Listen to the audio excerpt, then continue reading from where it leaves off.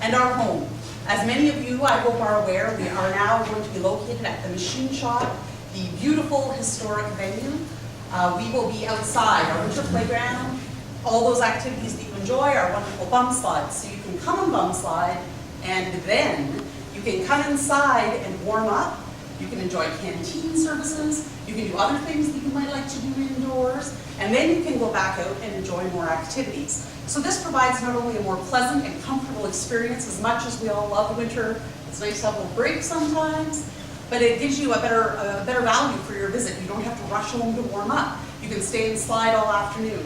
Our partners at the Machine Shop have been truly incredible. Some of them are here this evening. Oh, I might have a tear. Really, truly, it is a partnership. They are like just more staff now, and they deny us nothing, and it's wonderful, and I'm so very excited for all of you to come and enjoy this experience. I said at a meeting once, just sort of out of my mind, and I've said it since, that Tony Porco is the Wizard of Oz.